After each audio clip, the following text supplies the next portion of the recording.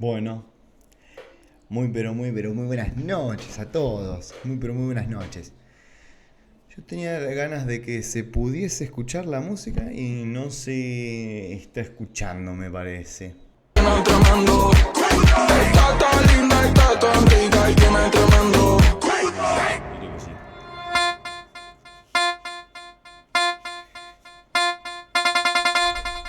No me digas que tengo el placer de estar con mi querido amigo Lea, por Dios. Jodeme. Teóricamente el audio, el micrófono se debería escuchar bien. Vimos que el ópera se ve, así que comparto. Hoy el programa va a ser así, cortito. Vamos a ir un poco al hueso, que las últimas transmisiones por ahí di muchas vueltas. Y para también obviamente la gente que después lo quiera ver grabado. En el caso de hoy quiero traer, vamos a apuntar específicamente a una persona en este caso que se llama Facundo Imaz, que no lo conozco, entonces quisiera como que lo analizáramos, que lo conozcamos. Él no termino de entender y por eso, valga la redundancia del análisis, es como que lo vamos a analizar juntos, no es que yo investigué mucho antes, vamos a ir investigando y sacando conclusiones y aprendiendo de él. No termino de entender si este muchacho es como si fuese un gran distribuidor de Patagonia o un gran embajador de Patagonia y Temple, que son marcas, bueno, de cerveza. Temple, si no me equivoco, es de gin y así. Pero lo que sí me gustó es que yo lo conozco a este muchacho, que se llama Gonzalo Ceré, lo conozco meramente por redes, pero lo sigo hace bastante. Otro día vamos a hablar de él y vamos a ¿cómo es que se llama? A charlar específicamente de estos casos. Este muchacho tiene 23 años y te puedo asegurar que tiene probablemente uno de los podcasts más estéticos y bien armaditos en unas cuantas cosas, más copado de Buenos Aires, diría. Anda muy bien y nada, mientras que le siga metiendo va a llegar lejos seguro. Y está bueno analizar casos así en los que es relativamente cercano el emprendedor, ¿me explico? Acá vamos a ver de todo, vamos a ver siempre gente variada, siempre gente que esté haciendo cosas copadas, pero bueno, no es lo mismo por ahí con 18, 20, 21, 25 años, que va a ser como por ahí la media que vamos a empezar a tener como público. No es lo mismo analizar a un Marquitos Galperín de una y como que ya medio que frustrarse, como diciendo no llegó más. Está bueno ver a personas que están más cercano a uno.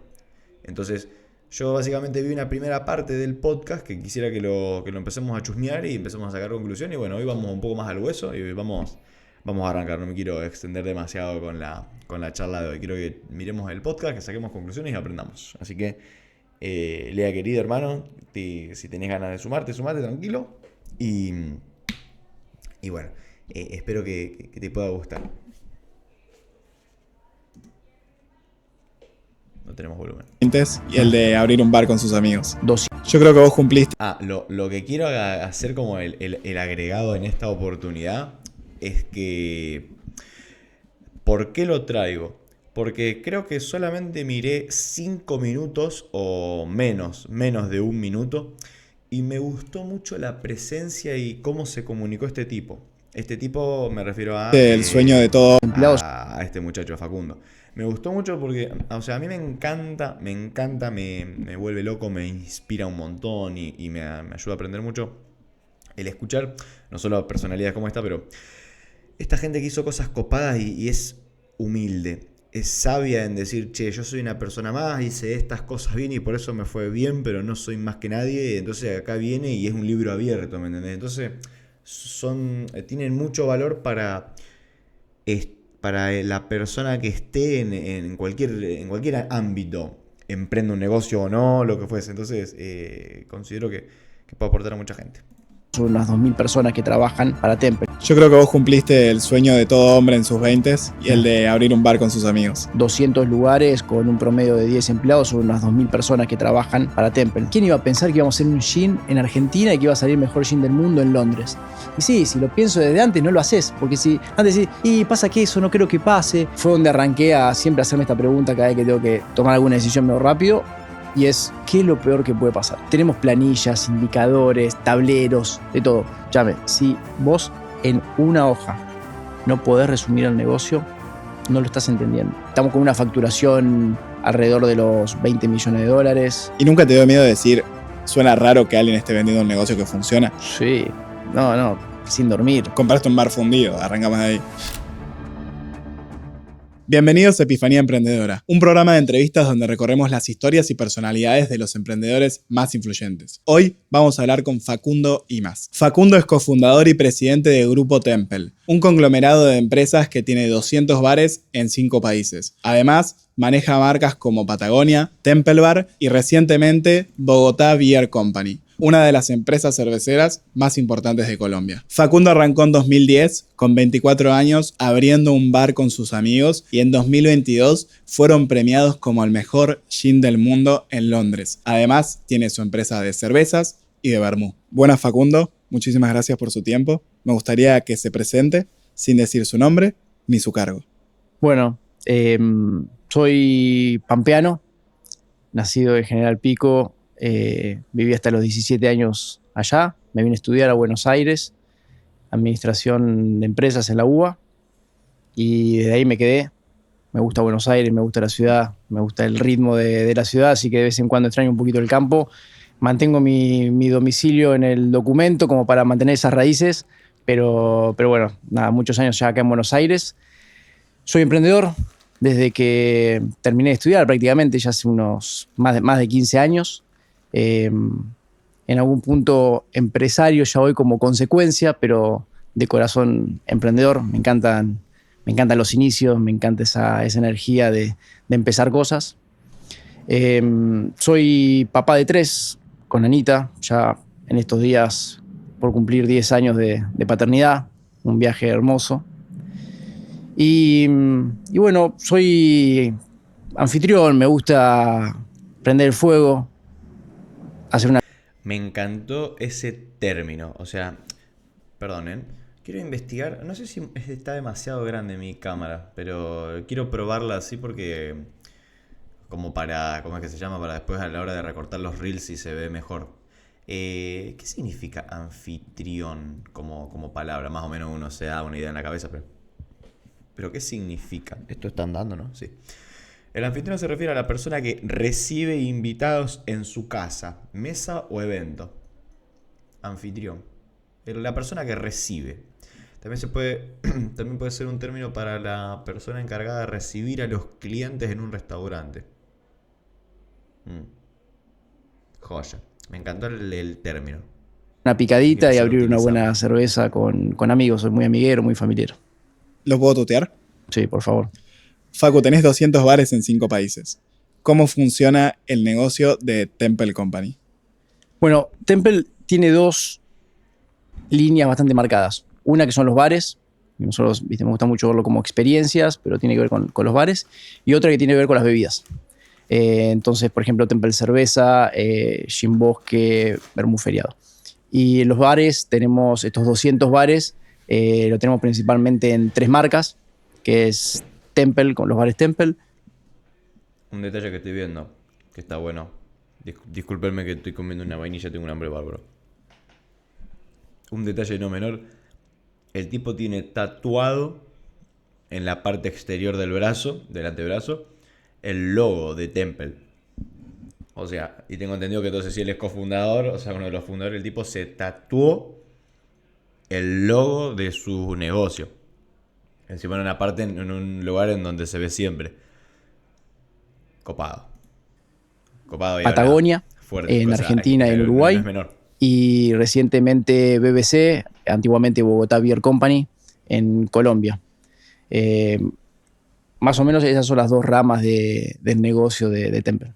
Y para entender un poco la diferencia de alguien que no está tan metido en el sector, entonces sería negocio a la calle, bar, vendo lo que se venda con cualquier bar como negocio físico, y después la otra sería una distribución de alcohol que es para consumidor final, para proveedor, para sí, digamos que lo que son los bares son todos bares a la calle, ¿sí? Principalmente esos cervecerías, y nosotros ahí dentro de ese negocio tenemos lo que son bares propios, y lo que son franquicias.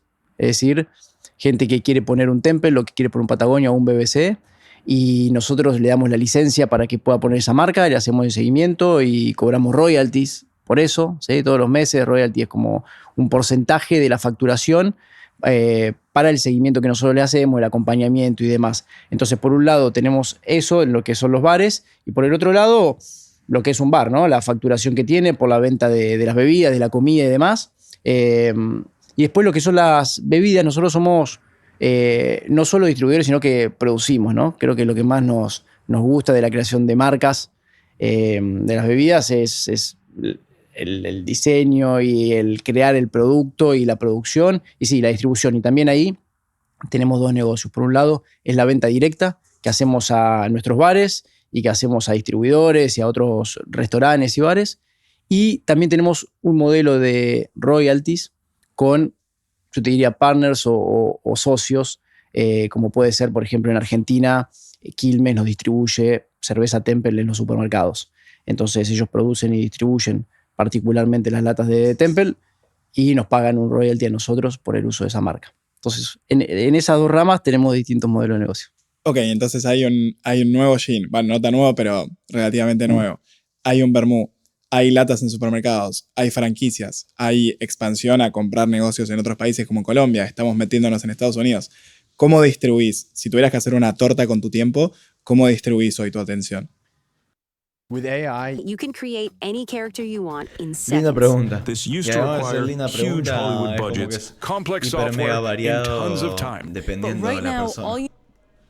Bueno, va cambiando mucho. Trato de ir chequeando si los objetivos que voy teniendo en el año, me voy mirando la agenda y trato de ver si realmente la agenda concuerda con eso. Estos últimos meses, Colombia tiene bastante de mi atención. Nosotros la operación de Colombia la tomamos en abril de este año. Después de 2 años de seguimiento y negociaciones y demás, recién en abril tomamos esa operación, por lo cual ahí arrancamos de un día para el otro con 120 bares que estaban en funcionamiento, que no se podían cerrar. O sea, que no es que yo tomaba una operación con los bares cerrados, veía cómo armaba el equipo y volvíamos a abrir, sino que así como venía, yo tenía que tener un equipo en marcha y funcionando, agarrar esos lugares y que no cerraran ningún día, y que financieramente y económicamente todo siguiera funcionando bien, porque también era una operación grande para nosotros, por lo cual podía ser muy bueno o muy difícil. Entonces la verdad que en estos meses llevó mucho de mi tiempo la operación de Colombia.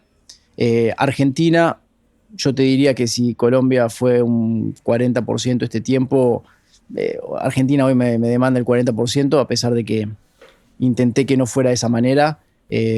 Bueno, nada, contexto para lo que fueron gastronomía y bebidas, mínimo de 2 años de retracción y un poco difícil, entonces eso hace que siempre siga estando un poquito encima. Y después yo te diría que el otro 20% sí son a los otros negocios emergentes, ¿no? Lo que es Estados Unidos, acabamos de abrir en México, hago un poco de seguimiento de eso, y bebidas, ¿no? Gin Bosque y demás. Ahora mi objetivo no es incomodarte con la pregunta, pero quiero entender el tamaño de Temple Bar Company, con todo lo que incluye. Empleados, locales, facturación, valuación. Es una empresa privada, pero ¿cómo me podés ayudar a entender el tamaño de la operación? Bueno, mira, nosotros como tenemos, llevándolo a personal, como tenemos locales propios, pero también muchas franquicias, las franquicias no es personal directo nuestro. Creo que fue una decisión que tomé en su momento de cuando vi que queríamos hacer este crecimiento y veía que eso me iba a llevar a tener 2.000 empleados, 3.000 empleados y quería tener esta cantidad de locales, y eso fue como, ok, tengo que tratar de pivotear acá. Entonces creo que el modelo de franquicia nos vino muy bien ahí, pero sí, digamos, estamos hablando que Es muy, muy blanco y negro cuando la gente habla de franquicias, digamos. Hay gente me refiero a los que tomaron la decisión de desarrollar franquicias o no. Hay gente que le fue muy bien y le gustó cómo funcionó, se vería que sería el caso de él. Y hay otras personas que dicen nunca más vuelvo a poner franquicia, porque es como, pueden llegar a ser como la fruta que pudra el cajón. a 200 lugares con un promedio de 10 empleados, son unas 2.000 personas que trabajan para Temple. De vuelta, no todos directos de la compañía. Hoy nosotros en la compañía tendremos unos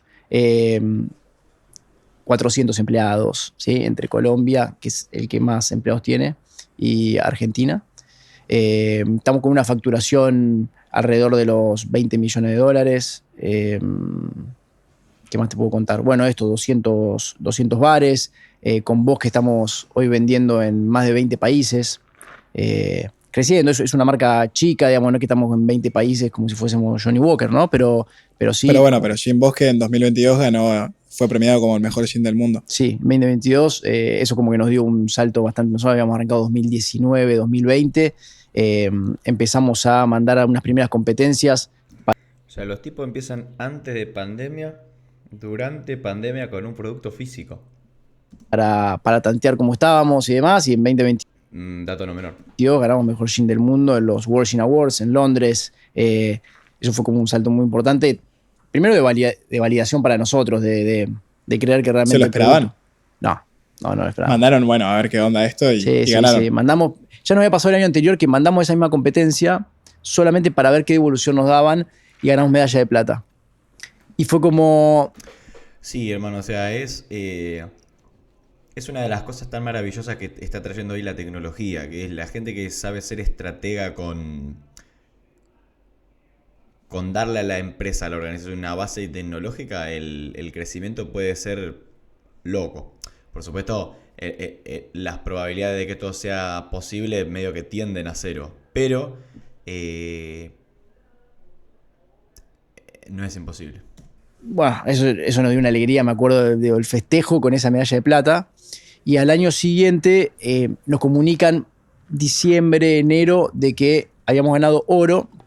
Y oro en Argentina, y al ser mejor Argentina, competías ahí con los mejores de cada país para mejor gin del mundo.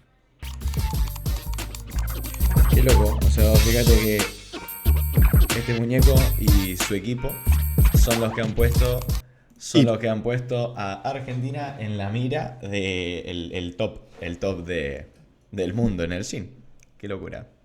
¿Cuáles eran los que están en competencia, si podés nombrar marcas? Son mucho, bueno, había algunas marcas importantes, siempre hay, por ejemplo, algún tanker ahí especial, o digamos, no en general. Sí, un beefeater especial. En general están algunos de esos, y después muchas marcas muy buenas de gin craft de distintos lugares del mundo, ¿no? Yo creo que eran más de 30 países que estaban compitiendo. Entonces. O sea, ahora que me pongo a pensar, si nos ponemos fino, yo particularmente no tomo gin, no me gusta tanto, todavía no le encontré el caminito. Pero tipo, si a día de hoy, ahora que sé esto, no compro un gin para probar y no compro un gin Bosque, es como que termina siendo un irrespetuoso, porque inclusive ni siquiera es como un gin caro. Yo en mi tiempo laburando en una cervecería y una vinería lo he vendido, no sabía esta historia detrás de esto, pero es un gin que es gaucho al bolsillo inclusive. O sea, terrible.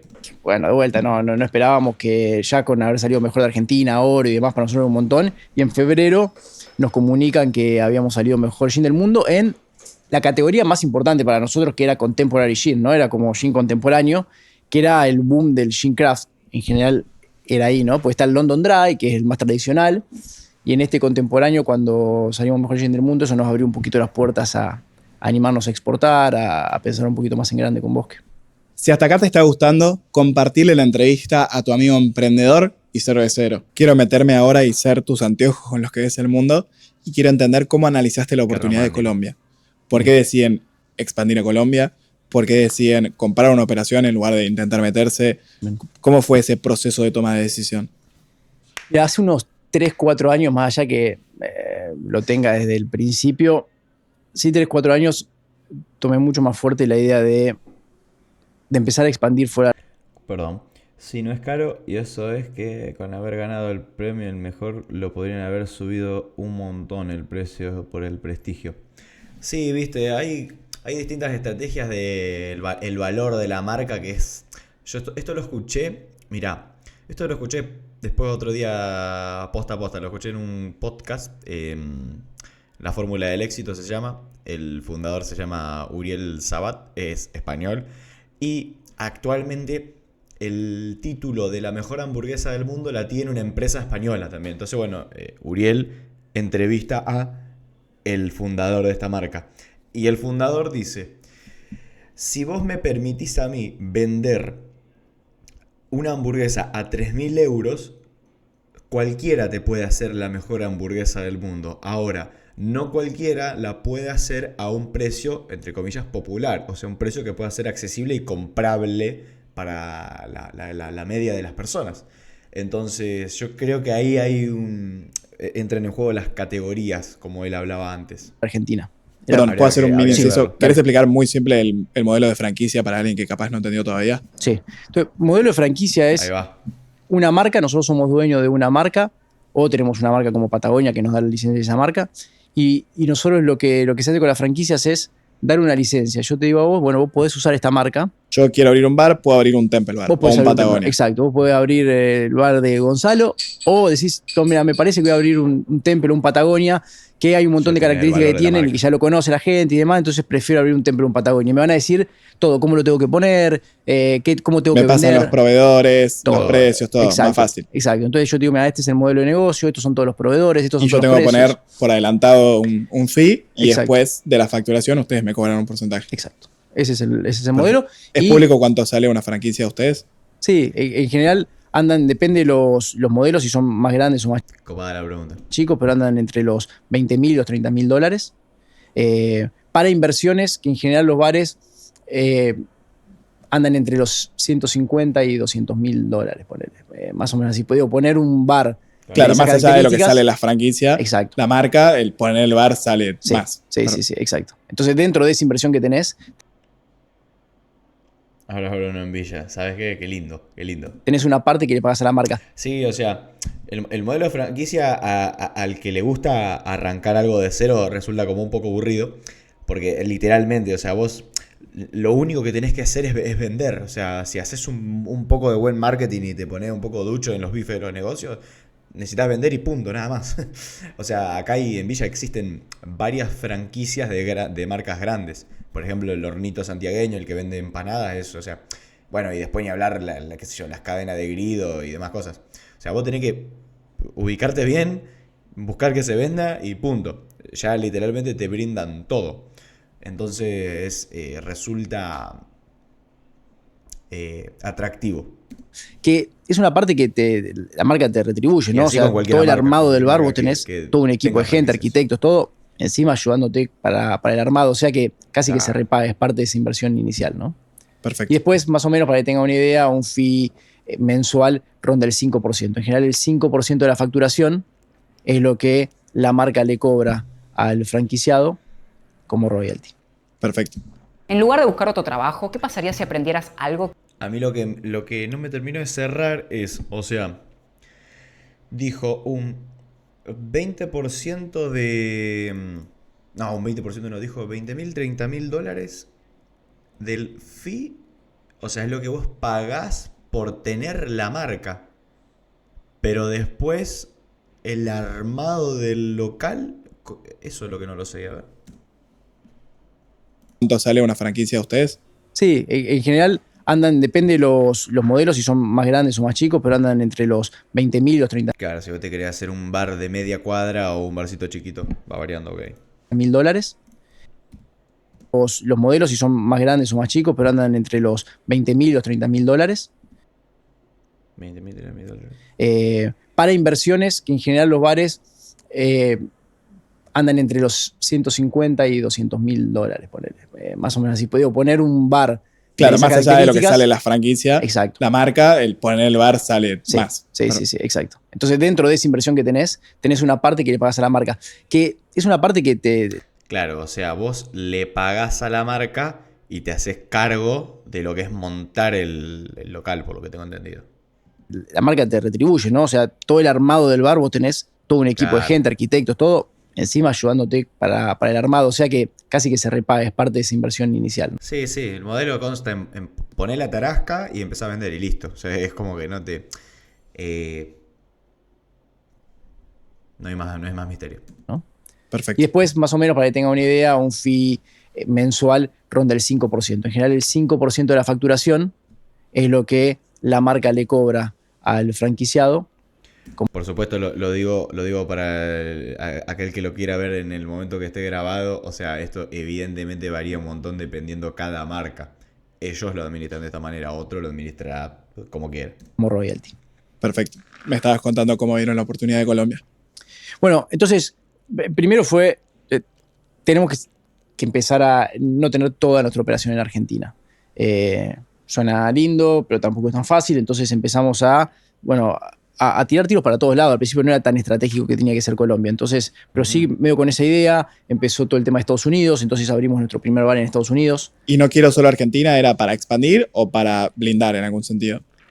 Es un poco las dos cosas. Creo que en general nuestras expansiones han tenido que ver bastante también con sentir que nos volvíamos menos frágiles, ¿no? Perfecto. Entonces, bueno, con esta idea de expandir y nosotros manejando la operación de Patagonia en Argentina. Patagonia es una marca del grupo InBev, un grupo grande, uno de los más grandes de cerveza en el mundo.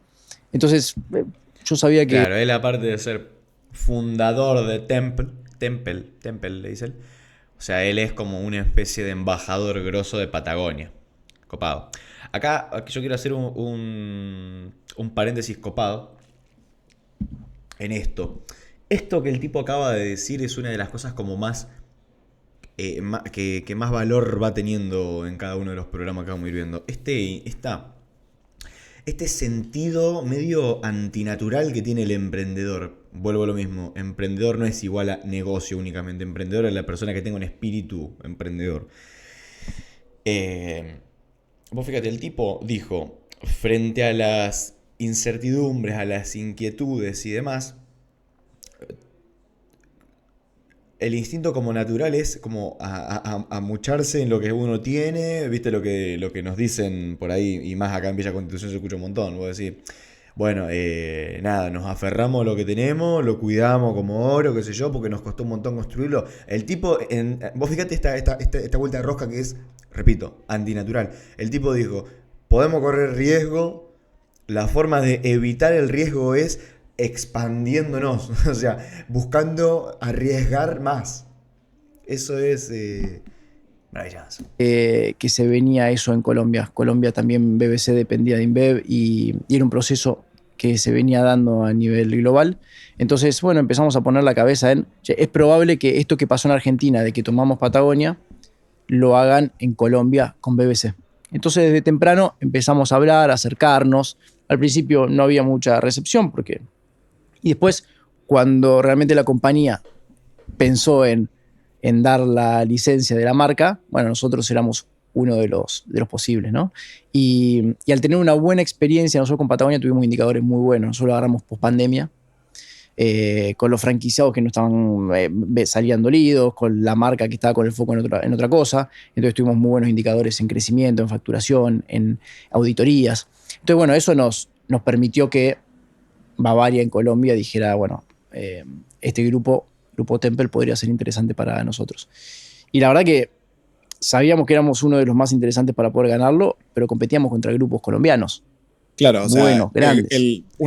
Perdón, que estoy cortando demasiado y no era la idea, pero me gusta mucho esta cuestión el loco fundó, se quiso expandir y ahí empezó como a hacer esta cuestión de pulpo, de empezar a expandirse con franquicias de otra marca, dar franquicias de su marca y así. Y bueno, y así tiene 200 y pico de bares. Las compañías de cerveza más grandes de Colombia estaban vendiendo su operación y estaban viendo quién la compraba y como ustedes tenían buen historial, sí, competían fuerte ahí. Exacto. Pero claramente los colombianos conocían mejor el mercado que ustedes. Totalmente. Ese era nuestro, si querés, nuestro punto débil. Teníamos en el resto de las cosas foco en cervecerías, Temple y Patagonia, ya teniendo experiencia trabajando con la compañía. O sea, teníamos muchos check de que sabíamos de eso. Nuestra pata más floja. ¿Y ellos eran más bar o fábrica? Y ellos manejaban las dos porque obviamente son mucho más fuertes en fábrica de cerveza, pero tenían 120 bares que venían manejando y les iba bien. Además de una operación buena. ¿Y por qué vendían? This is your brain when you're struggling to focus. And this is your brain when you're in the zone. But getting... Por bajadas globales. O sea, global es como, no más retail. Y entonces salen de esa operación. Para nosotros es una oportunidad súper interesante. Grande, desafiante, pero súper interesante. Y ahí fue que estuvimos 2 años, idas y vueltas. Yo al principio no quería saber nada con volver a tener locales propios. Y ellos un poco esto tiene que ser con locales propios. No puedes tener todo franquicia. ¿Y nunca te dio miedo de decir, ¿Suena raro que alguien esté vendiendo un negocio que funciona? ¿Por qué vende algo que funciona? Sí, no, sin dormir. Como lo mirás con lupa, ver decís. números y verlos y desconfiar y decir, no, esto no puede ser, estos... Algo tiene que haber, algo malo pero tiene. bueno, era la parte... Claro, o sea, el tipo, no sé, imagínate que tenés un local de venta de zapatillas y te viene por decirte Adidas y dice, tengo 120 locales de zapatillas en Colombia, funcionan re bien, pero los estoy vendiendo, ¿los querés? Y es como decir, ¿por qué me lo estás vendiendo? Bueno, es que es una compañía pública y que además había un banco de inversión en el medio, o sea, Estaba auditado. había muchas cosas que yo sabía que los números que estaban eran números reales, pero después había una parte que era la que más miedo me daba, era que era una compañía tan grande, financieramente capaz que un mes no iba bien o no, y no es plata que entra y sale. Yo, si a mí me iba mal un mes, 2 meses o 3 meses en una operación grande, la tenía que poner de bolsillo, digamos, no es que estaba dentro. Entonces, bueno, estuve como mucho tiempo mirando con lupa hasta que me animé a decir, bueno, agarramos la operación con 45 locales propios, mucho personal, mucho local propio y demás. Y bueno, la experiencia, si querés, después, post haberlo agarrado, fue buena. Realmente los números eran los que el Excel decía y eran buenos y pudimos agarrar bien la operación. Y me asocié allá, tengo un socio colombiano, que es nuestro country manager, digamos, quien maneja la operación, es colombiano, ellos lo conocían, venía de manejar la operación con ellos. Entonces, bueno, hubo ciertas cosas que creo que Buenas hicimos relaciones bien públicas, loco. para que fuera un soft landing y arrancáramos bien en Colombia. Y si la empresa era pública, entonces el número por el que se vendió es público también. No, porque más que una venta es como es una licencia. Porque, Un cambio de management. Sí, es un cambio de management donde nosotros sí tuvimos que pagar por los bares propios que nos quedamos y una licencia, como esto que hablábamos, che, ¿cuánto vale? Vale $30.000 una operación de estas. No estoy seguro si puedo decir el número exacto, pero te diría que para nosotros fue una operación a nivel económico muy buena, esa que te aparecen pocas. O sea, Ya lo confirmaste. yo te diría que con un año y medio de buena operación, pagamos Recuperar. lo que nos costó, vamos a pagar lo que nos costó Bueno, muy esto buena. con un acuerdo a 15 años. O sea, ¿no? Entonces, sí, fue un buen negocio. ¿Fue o va a ser? Pues todavía. Bueno, va a ser. Creo que cómo lo terminamos cerrando, las cosas dan para que sea un buen negocio. Como decía al principio, hay que gestionarlo. Es un monstruito también grande, o sea que hay que gestionarlo y las cosas tienen que ir bien, pero por cómo arrancó, creo que se va a dar bien. Yo creo que vos cumpliste el sueño de todo hombre en sus 20s. Perdón, pero me vuelve loco pensar esto. ¿Cuántas personas que uno va conociendo a lo largo de la vida que se le queman los papeles por manejar un bar? Y este tipo, junto con un equipo bien armado, evidentemente, pero él como a la cabeza, tomó 120 y le está yendo bien, más los que tenía acá. Y el de abrir un bar con sus amigos. ¿Me querés llevar a ese momento en el que los llamaron ofreciéndoles un pub irlandés y ustedes dijeron que sí?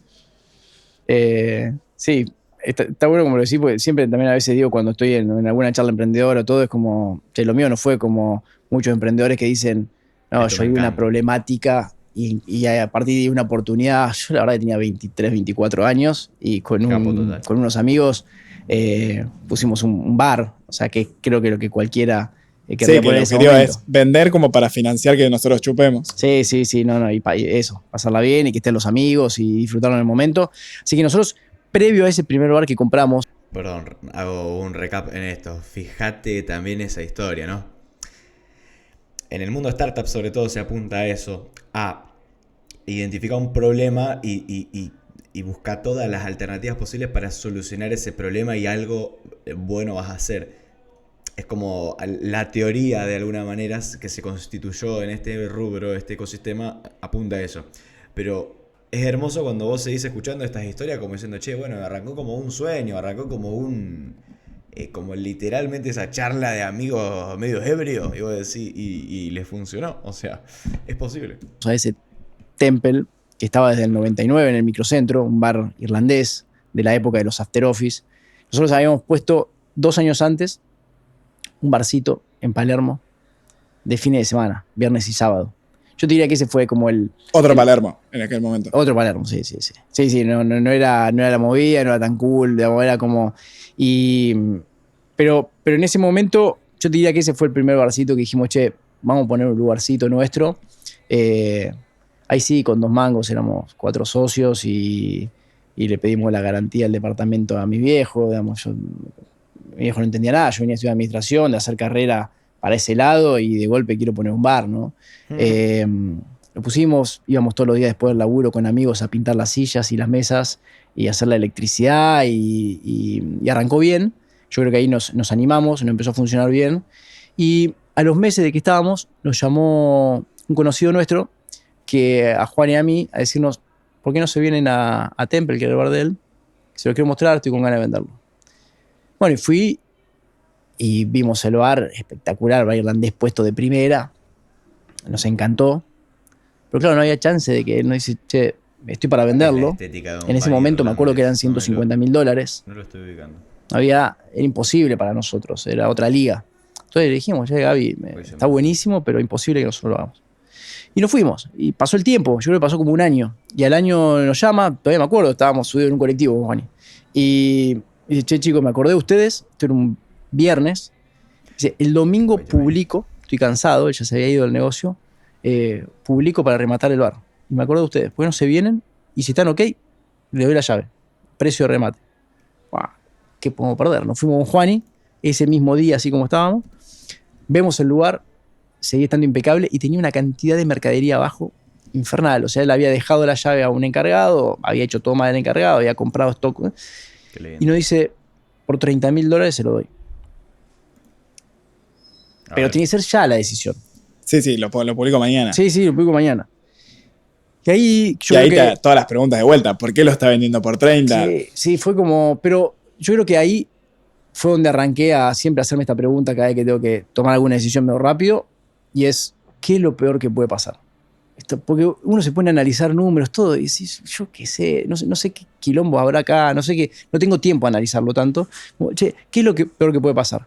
Si nos va mal y arrancamos mal, no sé, vendemos los muebles que están acá y vale eso. O sea, vamos a salir hechos. Y esa fue la decisión. Dijimos, sí, el lunes nos había dado la llave, estábamos operando el bar. ¿Tenían 30 o tuvieron que salir a conseguir? Para ti, ¿qué significado tiene la palabra secretos en los De un negocios? momento a otro decir, Durante bueno, che, tengo una siglos los oportunidad, empresarios han 30 estado lucas verdes. obsesionados con... Es como que las conseguí, pero las tenés que salir a buscar a ver qué onda. Le dijimos 20. El lunes nos había dado la llave, estábamos operando el bar. ¿Tenían 30 o tuvieron que salir a conseguir? Es más, le dijimos 23. Salud. Y quédate un tiempo porque no sé qué quilombo tengo acá adentro. O sea que te compro un porcentaje por 23 y vemos qué pasa. Así que conseguimos esos 23, que había sido de recupero de inversión del primer bar que habíamos puesto, que el primer bar lo habíamos puesto también por $30.000. Y con ese mismo recupero compramos esa parte. Y ¿cuántos eran? ¿Compramos? Éramos 3 en ese momento. Sí, se me congeló. Juan y yo que seguimos y Laurita que fue socia como... nuestra en esos primeros bares. Bueno, eso fue el lunes, nos dio la llave y la verdad que nosotros no sabíamos, siempre digo, no sabíamos pinchar un barril de cerveza. Nosotros en el otro bar era de destapar una cerveza y entregar. Y acá era artesanal. Una cantidad infernal de whiskies, variedades de cervezas importadas. Nos tuvimos que meter de cero y compramos una sociedad andando con empleados que había que mantener o sacar, con deudas con proveedores que teníamos que refinanciar. En ese momento teníamos unos 24, 25 años. Eso iba a decir. Así que, nada, la historia es que las primeras semanas, muchos días, nos la pasamos ahí todo el día. Dormíamos en el sillón, nos quedábamos en el sillón y estábamos en la oficina y hablábamos con proveedores y lo fuimos acomodando. 8 de cada 10 personas que escuchan estas entrevistas no están suscriptas al canal. Me están haciendo la vida más difícil. Si subimos los números, le va a encantar a los entrevistados. Así que ayúdenme, suscríbanse ahora. ¿Y cuál fue la principal diferencia de expectativas? Porque yo hoy, por ejemplo, me decís comprar un bar. Bueno, lo compro. Yo siento que es, bueno, compro la cerveza por 10 y la vendo por 20 y esos 10 me los quedo y así es el negocio. ¿Cuál fue la diferencia de expectativas de cómo gana plata realmente un bar? Creo que está bueno porque el primer pensamiento creo que de todos y muchos que se ponen en un bar y que cierran el poco. El tema es que en este mundo tenés unos porcentajes de ganancia que son muy bajos. No sé en la cerveza artesanal, a ver. Poco tiempo es un poco por eso, ¿no? Por pensar que yo todavía muchas veces leo comentarios, ¿no? De que uno pone, che, pero la cerveza vale $2 y la venden a tanto y, ¿viste? Y bueno, la verdad que tiene un montón de costos el bar. Hoy, por ejemplo, los costos de ocupación que decimos que tiene que ver con el alquiler, las expensas, los servicios, son altos. Entonces, un poco la cuenta siempre al principio es cuáles son todos los costos fijos que voy a tener para atender una cierta cantidad de gente. Y si me da 100, bueno, ese es mi punto de equilibrio. ¿Cuánto tengo que vender para poder pagar eso? Entonces, es como siempre traté de hacer esa cuenta. A tal precio, si la cerveza, ya más o menos sabemos, vale, no sé, 5.000 pesos, tengo que vender tanta cantidad de cerveza para... Y ahí siempre hago esa cuenta de, che, por día, ¿cuánto me da? ¿Cuánta gente tengo que meter por día? Si la cuenta te da que tenés que meter 10.000 personas por día, amigo, no te metas ahí. Sí, hay que subir los precios o no te metas en ese negocio, no da para eso. Si los números uno dice, y la verdad que 100 personas un viernes y un sábado, sí, mirá, así, así. Es eso, ¿no? Como, ¿puedo yo con la gente que muevo, con la estructura que tengo, meter esta cantidad de gente en una locación así? Sí. Bueno, ahí es donde tenés que dar el pasito para hacerlo. ¿Hoy seguís con esa misma cuentita? Sí, mirá, algo que trato de decirle siempre al equipo es, si tenemos planillas, indicadores, tableros, de todo. Escuchame, si vos en una hoja no podés resumir el negocio, no lo estás entendiendo. O sea, todo lo otro sirve por la escala, sirve para tener... Para estandarizar, para que gente que no te escucha tanto pueda, pero... Exacto. Pero si después, el Excel... Porque el Excel te hace fanático de los números y de la nada... Che, el punto de equilibrio son 300 personas. Bueno, 300 personas. No, pará, pensá un segundo. No entran 300 personas acá. Exacto. O sea, con el Excel todo da también, ¿viste? Uno si quiere hacerlo dar... En el Excel somos todos millonarios. Totalmente. Entonces, no, yo sigo manteniendo, mucho me cargan, ando siempre con cuadernitos. Tengo cientos de cuadernos escritos desde el principio. Me acuerdo a veces cuando vuelvo a alguna idea de antes, me acuerdo hasta dónde voy y busco ese cuaderno. Donde tengo... Entonces, sigo escribiendo ahí, sigo bajando las ideas, sigo bajando los números ahí y cada 2 por 3. Hoy, igual que antes, yo tengo que poder resumir mi negocio en una hojita, como son los números, creo que es clave. Y si me podés dar algún insight de, no sé, viste, está siempre los que en el bar ganan con las papas, o ganan con, no sé, si compras comida. Claro. ¿Hay alguna cosa así que la gente no se espere y es un mito o una realidad? No, creo que sí hay un mix de... la bebida tiene mejor margen que la comida, sin duda, por lo cual me parece bastante importante, a no ser que seas un restaurante de alta gama donde pones otros costos, pero si no, la bebida siempre va a tener mejor margen y además las empresas de bebida te acompañan bastante. Yo si tuviese que decir a alguien que está arrancando, como bueno, pensá y habla con los proveedores o habla con algunos que ya tengan bares y restaurantes para que te presenten con proveedores, para que te ayuden al principio, para que te acompañen con bebida, con sin cargo, con una serie de cosas que vos necesitas. Yo creo que ahí al principio está la diferencia. Después es eficiencia, es una empresa. Nosotros desde el día 1, como un bar, así como cualquier otro negocio, tenés que poder ser eficiente con los números. Los márgenes son, vos tenés que andar entre un 25 y 35, depende del negocio que tengas, de costo de mercadería.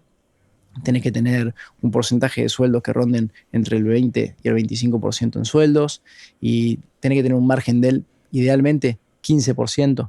¿Bien?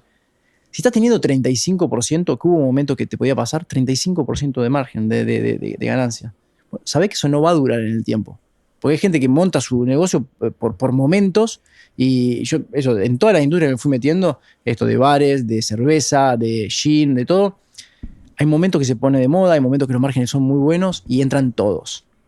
Y todos montan su estrategia de negocio. Claro, su estructura de costos es en base a ganar eso. Sí. Y apenas bajan se funden. Sí. Eso es histórico. Creo que pasó con los bares, pues, y sigue pasando, pero con las hamburgueserías, con los cafés de especialidad. Con la cerveza artesanal, moda total, en un momento, 200, 300 marcas de cerveza artesanal, todo el mundo con lo que vendía en el mes se compraba tanque de acero inoxidable en China, espectacular, pero no eran los márgenes reales, o sea, eso no iba a durar en el tiempo. Entonces, si montaste toda tu estructura pensando que eso eran los márgenes que iban a durar en el tiempo. Sí, o el volumen de ventas. Claro, ese tanque con la venta de hoy lo financiás, pero con la venta de mañana no. Sí. Y eso, bueno, fue pasando. Y ustedes agarraron el boom cervecero en la cervecería de especialidad muy bien plantados. Sí. ¿La vieron venir? ¿Les agarró de casualidad? ¿Cómo fue eso? ¿Fue visión o fue suerte? No, yo creo que con la cerveza nos agarró de casualidad. Con el gin yo te diría que la vimos venir, la estudiamos y la vimos venir. Con la cerveza, nosotros estábamos ya metidos en eso, habíamos arrancado con Temple, y cuando arrancamos con Temple lo que más vendíamos era cerveza, y pusimos porque nos gusta, porque somos marqueros, le pusimos cerveza Temple. Cuando nosotros agarramos Temple decía cerveza de la casa. Lo primero que hicimos fue decir cerveza Temple y la registramos y empezamos a hacer ese laburo. En ese momento vendíamos 10% de cerveza artesanal, 90% de cerveza industrial. Eso empezó a cambiar esa tendencia sin que nosotros lo fuésemos. ¿Cuál es la viendo. principal diferencia entre industrial y artesanal? Porque cuando yo veo la lata de Temple en el Carrefour, Sí. Hace unos meses comenzó a hablarse de una profesión misteriosa, una que no se enseña en las universidades ni se volvió mal, pero tiendo a pensar que ya eso es industrial. Claro. ¿Cuál es la diferencia? Yo creo que la mayor diferencia tiene que ver con cómo pensás el producto. El industrial busca eficiencia y tiene que llegar a tal costo, de tal manera, y piensa más en el proceso y en la producción. Entonces, el producto sale en base a eso. El artesanal está en el producto. es qué producto final quiero. Yo quiero tal producto final, con tal sabor, con tal aroma. Y si tengo que cambiar algo del proceso, cambia. Y probablemente a veces te puede pasar que la cerveza que tomaste hoy, la IPA de Temple, varía un poquito con la de el próximo lote. Puede variar un poquitito, pero son insumos que son insumos súper cuidados y vos querés que el producto final sea el que vos habías diseñado. Entonces Claro. no estás tanto pensando desde el lado del proceso, sino estás siempre pensando desde el producto final. Y yo creo que eso cambia los procesos, cambia la cantidad de insumos que le pones, cambia. Nosotros al principio cuando empezamos a hacer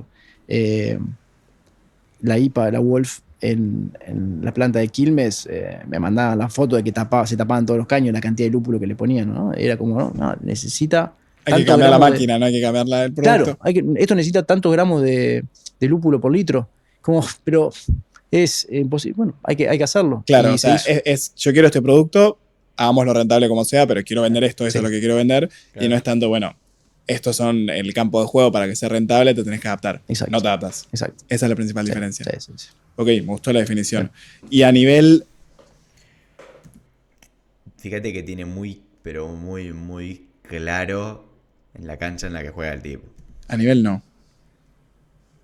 Un poco me respondiste, pero compraste un bar fundido, pues si lo quería vender es porque se lo quería sacar Sí, encima. sí. Definición. Y a nivel... A nivel no. Me gustó la definición. ¿Cómo? Y a nivel... A nivel no.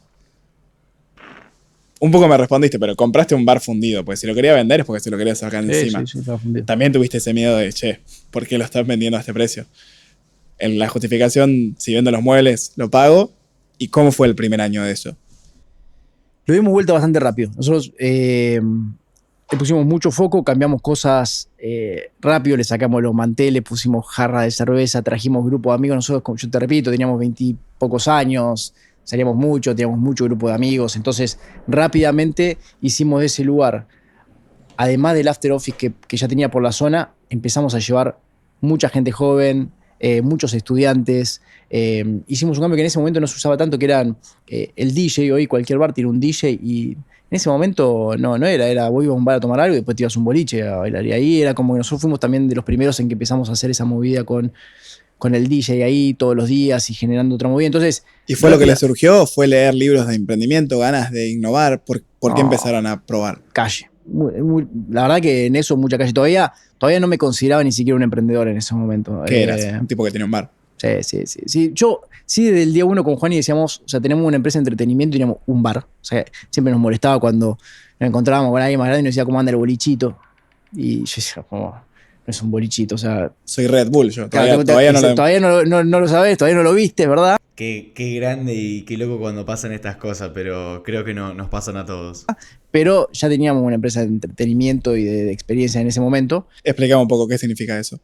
Lo dijiste en La Nación y te lo iba a preguntar. A ver, Eh, eso, perdón, lo quiero escuchar de nuevo. es un bolichito. Tuve Yo que era un emprendedor en responder ese mensaje. momento. ¿Qué eras? Un tipo que tenía un bar. Sí. Ya, Innovar, ¿por en ese momento hicimos de ese lugar, además del after office que ya tenía por la zona, empezamos a llevar mucha gente joven, muchos estudiantes. Hicimos un cambio que en ese momento no se usaba tanto, que eran el DJ. Hoy cualquier bar tiene un DJ y en En ese momento no era vos ibas a un bar a tomar algo y después te ibas a un boliche a bailar. Y ahí era como que nosotros fuimos también de los primeros en que empezamos a hacer esa movida con el DJ ahí todos los días y generando otra movida. Entonces, ¿Y fue lo que les surgió? ¿Fue leer libros de emprendimiento, ganas de innovar? ¿Por qué empezaron a probar? Calle. La verdad que en eso mucha calle. Todavía no me consideraba ni siquiera un emprendedor en ese momento. ¿Qué eras? Un tipo que tenía un bar. Sí. Yo, desde el día uno con Juan y decíamos, o sea, tenemos una empresa de entretenimiento y teníamos un bar. O sea, siempre nos molestaba cuando nos encontrábamos con alguien más grande y nos decía cómo anda el boliche. Fíjate qué lindo, tenemos una empresa de entretenimiento y tenemos un bar. Me fascina. Chito. Y yo decía, como, no es un bolichito. O sea, habla de que los tipos en su cabeza ya era algo más, ¿me entendés? O sea, somos esto. Estamos empezando con un bar, estamos empezando con un podcast, estamos empezando con un tal, lo que fuese. Pero en la cabeza la visión ya está. El tema es que, claro, obviamente uno se frustra cuando a la afuera todavía eso no se ve. Soy Red Bull, yo. Todavía no lo sabés, todavía no lo viste, ¿verdad? Pero ya teníamos una empresa de entretenimiento y de experiencia en ese momento. Explicame un poco qué significa eso. Lo dijiste en La Nación y te lo voy a preguntar. A ver. Yo creo que nosotros lo que brindamos realmente son experiencias. Y por eso me gusta estar en esta industria. Yo creo que hay muchas industrias entretenidas y hay muchas industrias muy aburridas. Entonces siempre digo, me encanta la industria que estamos. Estamos en ese momento donde la gente va a festejar, donde la gente va a disfrutar, donde la gente va a encontrarse con amigos. Y me encanta ser parte de eso y trato de entender que la empresa que montamos y lo que estamos haciendo es eso, brindar experiencias. Experiencias de una manera donde encima, a mí algo que me partió la cabeza una vez que viajamos a Irlanda, que estábamos acodados en un bar que tenía 1000 años, de Brazenhead, como, wow, hacemos lo mismo que hacíamos hace 1000 años. Juntarnos con un amigo, tomar una cerveza en una barra así o distinta o con un estético con otra, pero eso, con todo lo que cambió la tecnología, con todo lo que ha cambiado todo, ese momento, esa experiencia sigue estando. Entonces, por eso sí lo pensamos del día uno como una empresa de experiencia, donde puede variar un poco más música, menos música, más cerveza, menos cerveza, pero ese encuentro, ese lugar de encuentro es lo que principalmente hacemos. Pero ese cambio de paradigma está buenísimo porque al reconocerte como empresa de entretenimiento, no competís contra otro bar o contra un restaurante. Exacto. Competís con Netflix y una cancha de pádel. 100%. O sea, es en qué uso mi tiempo de ocio, ustedes en un bar. Y en base a ese paradigma, ¿qué decisiones crees que tomaron distinto que otros bares que competían con bares? Creo que lo que más... Fuimos muy flexibles, y esto que decís está bueno lo de la... Le doy la derecha al querido Gonzalo. Lo de pensar la competencia, pensar tu campo de juego, es como que esto de expandirnos y crecer, esta mentalidad fue una de las que nos motivó a pensar en grande. Santi, querido, te tengo que dejar, pero muy interesante el video. Nos vemos en el próximo. Hermano, te mando un fuerte abrazo y espero que descanses. Gracias por acompañarme, de corazón. Ya sabes que lo valoro un montón. Te mando un beso gigante. Si somos una empresa de entretenimiento, no nos encasillábamos con lo que estaba pasando en el momento. No, pasa que los bares hacen esto y aquello. Eso no nos importa eso. ¿Qué quiere la gente para juntarse con sus amigos a disfrutar un buen momento? Y en eso es lo que nos hace mover la aguja. Seguimos de la misma manera. Seguimos como iterando cada 1 o 2 años, estamos cambiando. Pero por eso, no porque estamos viendo tanto la tendencia de qué hace un bar o qué hace un restaurante, sino que estamos viendo más cómo hacemos para que la gente, para que los grupos de amigos nos elijan, qué es lo que tenemos que hacer con eso. Y hemos ido por la música, por pequeños festivales en la calle, por bares, por bebida, por llegar a la casa de esa manera. Vamos cambiando, nos vamos moviendo en eso. Y también nos permite seguir un buen momento. Y en eso...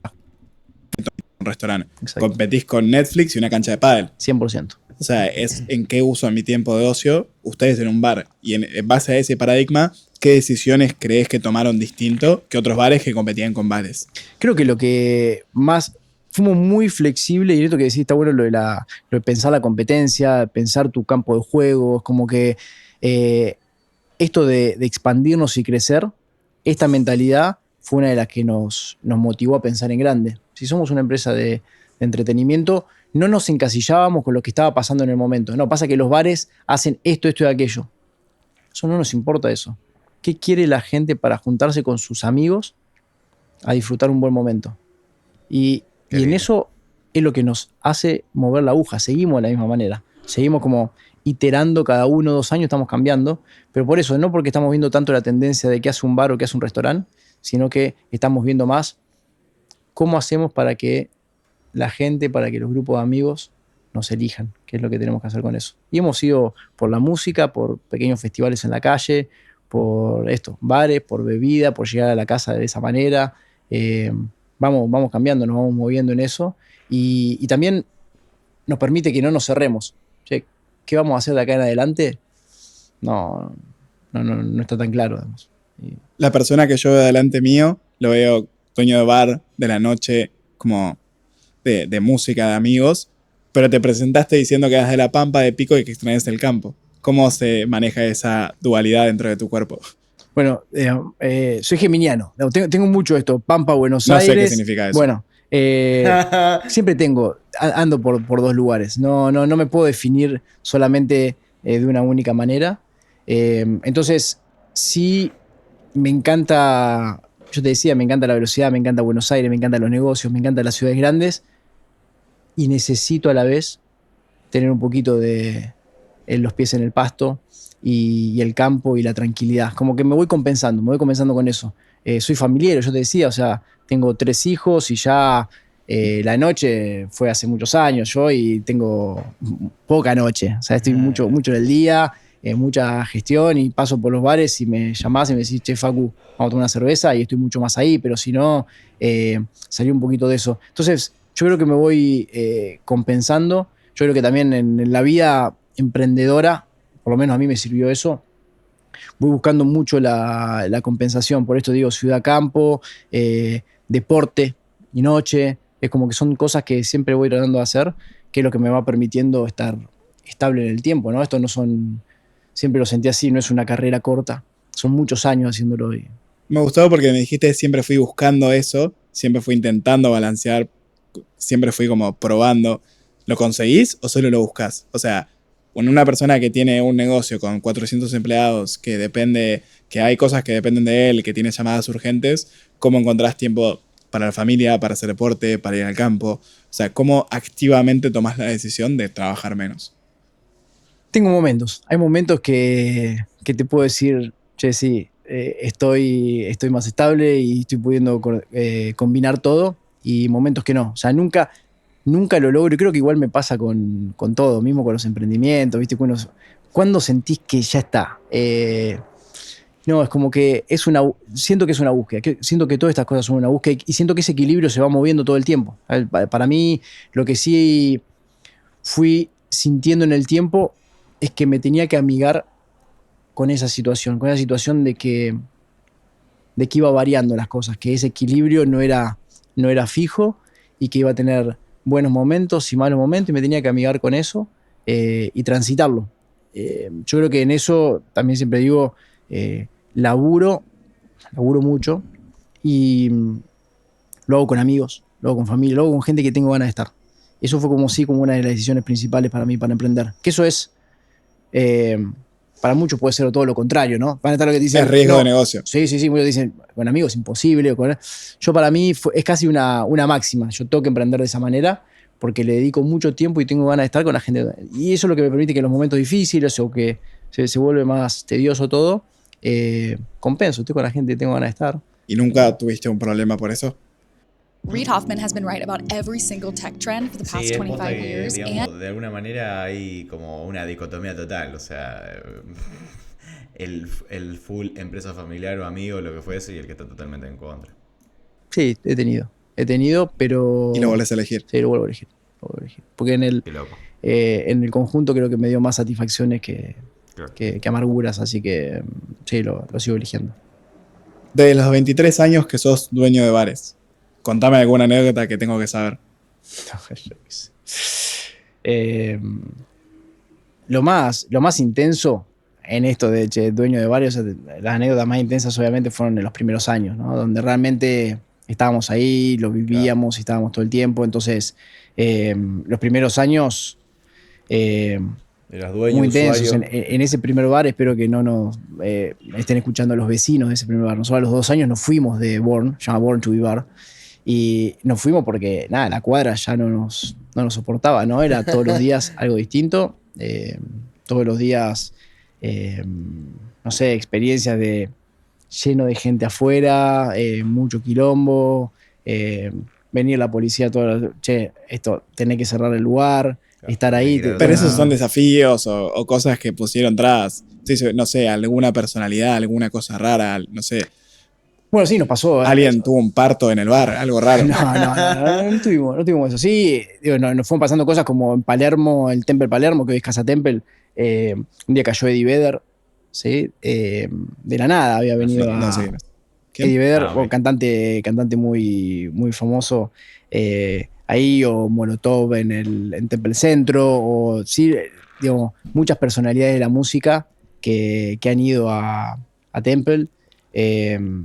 No, pero no sé si tengo, o sea, anécdotas puntuales que te pueda estar contando, no sé. O las borré, no sé. Sí, capaz no la querés recordar, es un poco el cerebro. Sí, puede ser. ¿Y cuál fue el error del que más aprendiste? Del que más aprendí, no sé, la verdad que soy de tomar muchas decisiones todo el tiempo, por lo cual te puedo hablar de errores de esta semana, del mes o de los últimos 10 años, ¿no? Entonces... en ese orden, si querés. Pero yo creo que algo... Pensando ahora así en estructura de los bares, te puedo contar que uno de los errores que tengo bastante presente todo el tiempo es armar demasiada estructura antes de tiempo. Es como algo que todo el tiempo me viene a la cabeza, ¿no? Tuve algunas experiencias cuando teníamos, creo que 3 bares recién, y tal vez por mi formación de administración de empresas y de pensar esto en grande y demás, teníamos 3 bares y armamos como una oficina, ¿no? Centralizada, compra centralizada, administración, marketing, recursos humanos. Claro. Y fue un error, que son errores que te pueden fundir, ¿no? Porque pensando que todo eso no iba a ser más eficiente, todo eso nos alejó del lugar. O sea, nosotros estamos en un negocio donde tenés que estar cerquita, tenés que estar cerca de los bares, tenés que estar cerca de la gente, tenés que estar escuchando qué es lo que pasa. Bien. Y cuando armamos una oficina centralizada, todo eso se perdió un poco. Entonces, en ese momento, con 3 bares, me costó 1 año y pico tomar la decisión de volver atrás. Es decir, desarmamos la oficina. Qué lindo esto, por Dios, y lo quiero dejar grabado porque es algo repolenta en sí. Acá te das cuenta, y le agradezco en este momento, yo como emprendedor y cualquier otro que lo esté escuchando, o sea, seguramente lo va a entender y lo va a agradecer, ¿no? Porque voy a decir, el tipo fue tan humilde de decir, me tomó 1 año y medio tomar la decisión de ir para atrás. Y ahí te hace ver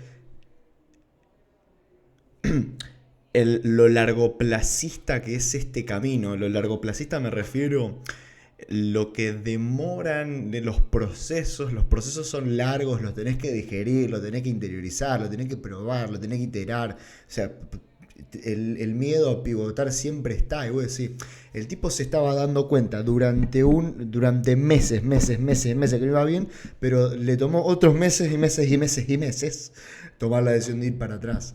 Y es así, ¿viste? Cuando uno en este mundo se siente que durante 1 año no avanzó, es como normal. Pero qué difícil que es. Así que nada, Facundo querido, gracias por esta tranquilidad que nos transmitís a tantos. Un gerente por local, muchachos, hay que estar ahí en los bares. Eso fue 2014, 2015. Hasta 2020, 2021, post pandemia que agarramos Patagonia, no volvimos a montar una oficina centralizada. Y en esto digo como ejemplo de error, porque siempre me lo voy preguntando. ¿Cómo sobrevivió esta gente a la pandemia? A medida que voy agrandando la estructura es, no agrandarse antes de tiempo. Yo creo que una de las cosas que te pueden hacer fundir, para mí hay 2 cosas que a los emprendedores los funden principalmente. Una es pelea de socio, separación, por lo cual laburo mucho para tener una muy buena sociedad. Y la otra, en general, es que se ahogan financieramente, ¿no? Tenés un buen negocio, una buena idea, capaz que la parte económica está ok, pero te ahogas financieramente. Y para mí es por sobreestructura. Yo en ese momento me puse muy pesado en estructura y volví atrás. Y es algo que trato de hacer siempre, estar livianito. Claro, o sea, siento que esto es algo que le pasa a muchos emprendedores, porque hago muchas entrevistas y lo escuché muchas veces. Y es que capaz en el primer bar te juntás con tus amigos a pintar las sillas y con lo que tenían venían latas. Y en el segundo decís, bueno, ahora quiero el tanque de acero, quiero juntar $300.000 para tener el mejor bar. Y ese año la gente toma menos cerveza y te fundís Sí. y perdés todo, Sí. en vez de mantener, tal vez el libro que mejor lo refleja es Lean Startup. ¿Lo conoces? Sí, ¿Lo leíste? totalmente lo leí. ¿Lo recomendás? Sí, lo recontra recomiendo. Como arrancar liviano y una vez que van justificando, crecerlo, pero ya como validado, que no sea todo ilusión desmedida que te puede llegar a fundir. Todos nuestros proyectos, trato de sacar varios proyectos por año y la metodología es esa, ¿no? Es bien lean. Incluso uno de los temas con otro libro que tenemos que tiene que ver con el dilema, ¿no? Innovator's Dilemma, que es otro libro que también recomiendo bastante, es como esto de una vez que te empiezas a volver más grande, El dilema de la cómo innovación. seguís flexible a innovar, cómo seguís lean, cómo seguís Claro. rápido. ¿Viste? Es como que eso es algo que a mí me lo tengo todo el tiempo en la cabeza, ¿no? ¿Nunca se endeudaron? Nunca nos endeudamos. O sea, todo Tenemos- bootstrap. Sí, todo bootstrap.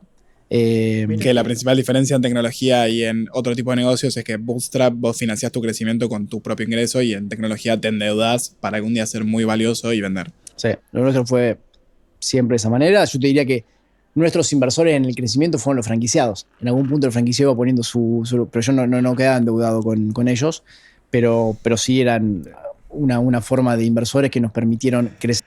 Me intriga mucho dónde puede estar el punto de convergencia entre las dos disciplinas, me parece. O sea, la marca y la inversión externa. Rápidamente sin capital propio. Ese es como el modelo que sí me Claro, ayudó fue de esa como por manera. equity porque alguien tiene un porcentaje de tu marca. Fue para el control por crecer más rápido. Exacto. Pero sí, siempre fue ahí, Bootstrap. Y traté siempre de no endeudarnos, siempre, a pesar de que hemos ido haciendo un crecimiento bastante fuerte, siempre dentro de los límites de lo que podíamos contener. Y en los momentos que nos pusimos más pesados o con más riesgo, yo creo que la pandemia en eso sí me enseñó bastante. Fue como, volver a esa estructura livianita, porque cuando vino la pandemia nos agarró con la fábrica, con los tanques Claro. llenos de cerveza, con un montón de personal, eso nos podría haber fundido. Lo logramos pasar, pero a partir de ahí nos volvimos un poco más flexibles. ¿Cómo? Y ese fue el error del que más aprendiste. Lo procesaste y salió bien. Ahora, ¿tenés algún error que haya sido totalmente inútil y que ahora analizándolo sabías que iba a ser un error y lo hiciste igual? Como para poder ahorrarnos todos eso. Che, Jesús, ¿dónde estamos? Vinimos a España a un evento porque un cliente No me gusta mucho que lo plantee de esa manera, digámosle. Tipo, no sé, o sea, le tengo que tener el respeto correspondiente porque, o sea, este muchacho trajo a un perfil como este, ¿no? Pero no le podés decir, che, sí podés, pero no lo comparto, mejor dicho. O sea, no comparto esto de decirle, che, decime esto para poder ahorrarnos el mal viaje, ¿viste? Pero bueno. Ahora, ¿tenés algún Distintas metodologías. error que haya sido totalmente inútil y que ahora analizándolo sabías que iba a ser un error y lo hiciste igual? Como para poder ahorrarnos todos eso. Tuve varios errores. Yo, además de Temple y de los bares, fui teniendo otros emprendimientos también, ¿no? Creamos, esto que te decía, me encanta emprender, entonces creé junto con otros socios una empresa de impresión 3D, una empresa de juguetes. Hice varias cosas. Y creo que ahí tuve, si querés, porque en Temple, mal que mal, tuve errores que los fui corrigiendo, ¿no? Entonces muchos de esos en los otros fueron errores que tal vez terminaron costando la empresa. Entonces, yo creo que uno de los mayores aprendizajes, por ejemplo, con impresión 3D, nos pusimos a hacer tecnología, sobre todo hardware en Argentina, en un momento donde estaba empezando la impresión 3D, estábamos súper bien, teníamos un creador increíble, nos pusimos a producir acá y va un tema de capital de trabajo. Yo sí creo que si te vas a meter en alguna industria que necesita de capital de trabajo a medida que vas creciendo, es decir, que si te va bien, tenés que comprar más, ¿no? Vendés 10 máquinas y te fue bien, entonces tenés que ir por 20 máquinas, entonces no tenés que seguir poniendo plata. Tenés que tener espalda para eso. Nosotros nos metimos con lo de impresión 3D a hacer máquinas con cosas importadas y demás, y nos empezó a ir bien, y era un problema que te vaya bien. Un problema porque no teníamos forma de financiar eso, no teníamos esa espalda. Entonces, eso nos complicó muchísimo, tuvimos que buscar un inversor de afuera, tuvimos que licuarnos, trajo muchas complicaciones. Y cuando me metí en una segunda empresa, que era la de juguetes, vi que íbamos por el mismo camino y planteé un poco lo mismo. Fue, yo ya la vi esta. Me la puse, si seguimos creciendo, nosotros no tenemos la espalda para financiar esto, no somos una empresa para eso, ¿no? Yo no puedo financiar ese crecimiento y vamos a terminar chocando. Bueno, en esa, como aprendí, me fui. O sea, pensábamos distintos los socios, le dije, vendo mi parte, me corrí y, bueno, la consecuencia es que la empresa terminó chocando, ¿no? Pero sí me parece importante tomar de que hay empresas como los bares que son de capital de trabajo positivo, diría yo. O sea, vos vendés y le pagás a los proveedores después y siempre tenés caja, siempre tenés efectivo. Entonces, los bares, para mí, es un buen negocio de caja positiva. Y hay otras empresas que tenés que entender en qué industria te metes, porque son de caja negativa y si no tenés espalda, te fundís. Entonces, me parece que sí entender en qué industria te metes, cómo funciona cada industria y eso es clave. Yo creo que eso fue de los aprendizajes donde, de vuelta, fundimos empresas, no fue que pude corregirlo a tiempo, ¿no? En Argentina también hubo un montón de personas que quisieron hacer un bar y durar 10 años y tener una marca reconocida como hoy tiene Temple, pero no lo lograron. ¿Qué sentís que te diferenció? Innovar es hermoso y es agotador. Nosotros, si vos ves el Temple de hace 15 años con el Temple de ahora, te costaría reconocerlo.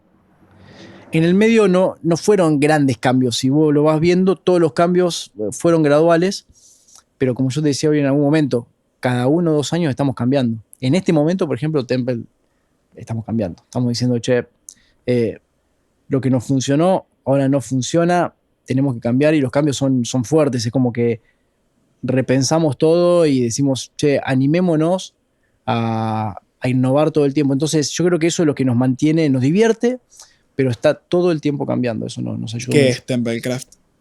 With AI, You can create any character you want in seconds. This used to require huge Hollywood. Bueno, Templecraft como concepto fue uno de los cambios fuertes que hicimos. Ahí por 2015, 2016, nosotros veníamos teniendo bares de 500 metros cuadrados, grandes, con muchos empleados, host, y empezamos a ver, pasaron 2 cosas. Por un lado, Juanchi, uno de mis socios, que estaba con la idea, con franquicias, me dice, Facu, ¿cuántos bares de este tamaño vamos a poder poner en el país? Un poco. Si queremos expandirnos, tenemos que ir a modelos más chicos. Y a ese mismo momento estaban empezando a surgir recién cervecerías que abrían una persiana en un garage, la gente se sentaba en el piso y tomaba cerveza y no había nada. Estamos yendo para lugares distintos. Nosotros estamos... En Plaza Brasil hubo una muy grande de esas. Bueno, sí. En un momento había 2 por cuadra, ¿no? Pero en ese primer momento, en algunos lugarcitos de Palermo, empezaba a estar todo eso. Entonces dijimos, ¿por qué no armamos un modelo para ver cómo funciona de un Temple chiquito? Muchas canillas de cerveza, chicos, sin muchas pretensiones, sin tanta atención, a ver qué pasa. Entonces armamos este concepto de Templecraft. Yo creo que lo hicimos a tiempo, lo hicimos rápido, agarramos una primera esquina en Palermo, que es la de Costa Rica y Gurruchaga, y agarramos esa esquinita, 70 metros cuadrados, con mucha vereda, y explotó. Y nos fue bien desde el momento 1, y eso se mezcló, esta idea, este concepto de expandir, pero también viendo dónde estaban las tendencias, se sumó a un viaje que hicieron mis socios a Berlín, y les partió la cabeza y vinieron con todo un concepto, más de los murales, los grafitis y todo eso. Entonces en esa esquina pusimos unos primeros murales. Al principio iba a ser todo de ladrillo, después le metimos todos estos murales y nos encantó. Siempre cuando hay algo que no funciona en esto de innovar, vamos probando 1000 cosas. De las 1000, la gran mayoría no funciona, pero cuando encontramos alguna que funciona, vamos a fondo. Entonces, por ejemplo, ahí los murales funcionaron y los llevamos a pleno a Temple. Entonces hablamos con el dueño de todo el edificio y le dijimos, ¿te podemos pintar todo el edificio con murales? Y nos dijo que sí. Entonces, bloom, la esquina entera. ¿Y qué le dieron a cambio? Nada. Bueno, eso es muy, muy emprendedor, ¿no? Como, enamorarlo de la idea, proponerle de que nos hacíamos cargo nosotros de hacer todo eso, pero no le dimos nada a cambio. Y eso pasó, sí, lo que pasó es que es una esquinita no era tan relevante en Palermo y hoy yo creo que es la esquina más relevante de Palermo Soho. O sea, si vos pasás por esa esquina de Temple, ese edificio de 3, 4 pisos, todo grafiteado y todo, es espectacular. Y nos cebamos con eso. Entonces, cuando agarramos La Plata, era un edificio de 5 o 6 pisos y pintamos todo el edificio también con el mural de La Plata. Entonces, sí, cuando agarramos una innovación, cuando veíamos que funcionaba, vamos con todo. Eso sí lo tratamos de hacer siempre. ¿Y se te ocurre algún ejemplo de alguna que no funcionó? Sí, no sé, hace 1000 no funcionaron. O sea, todo el tiempo hay, por cada una que funciona, muchísimas que no. Nosotros, a ver, cuando pusimos el cuarto bar, queríamos que fuese esto una estructura más bar inglés, más señorial, sillones, gin tonic, antes de tiempo, mucho antes de tiempo. Todavía no estaba la movida del gin tonic y todo eso, y no nos fue bien. Ese bar duró 1 año y medio, 2, y lo cerramos y pusimos la esquina de Palermo Hollywood. Digo, sí, no nos fue bien en esa. Le erramos en la tendencia. Yo creo que muchas veces ahí... O al timing, no solo la tendencia. Tendencia y timing, sí. Sí, en timing también es otro de los temas que, como yo te decía, capaz con el gin estuvimos a tiempo y con algunos otros productos o proyectos como ese no funcionaron. Alguna otra que no funcionó fue en algún momento un conocido tenía un wine bar, ¿no? Un bar de vinos. Y cada 2 por 3 me llamaba y no le encontraba la vuelta y los costos y esto y lo otro. Y yo le decía, che, hay por allá, por acá, por acá, por allá. Y no lo hacían. O no lo podía hacer, ¿viste? Y un día le dije, che, hagamos una cosa. Dame el 30% del negocio y yo te lo doy vuelta. Dale, perfecto. Puse al equipo, lo di vuelta y me di cuenta que no lo iba a poder escalar. Que ese wine bar iba a estar espectacular, pero no iba a poder escalarlo y en la estructura nuestra, si no lo escalás, empieza a caer. Y bueno, le erré. Y le dije, vale, te devuelvo el 30%. Había ¿Gratis? metido gratis. Había metido tiempo, había metido recursos, había metido todo. El lugar funcionó espectacular, seguía funcionando muy bien, pero a mí me generaba más tiempo y dedicación de lo que yo lo iba a poder escalar y se lo devolví gratis. Toma, eso que me diste te lo devuelvo. Muchas así, muchas. ¿Y qué aprendiste sobre construcción de marca? Que no tenías nada y ya le ponías tu nombre a la cerveza. Digo, Temple Bar es una marca bastante conocida y Patagonia en hablar. ¿Qué aprendiste sobre la importancia de generar un sentimiento de comunidad o una marca? Todos somos igual de poderosos. Ha sido programado. Para mí es como... me encanta crear marcas.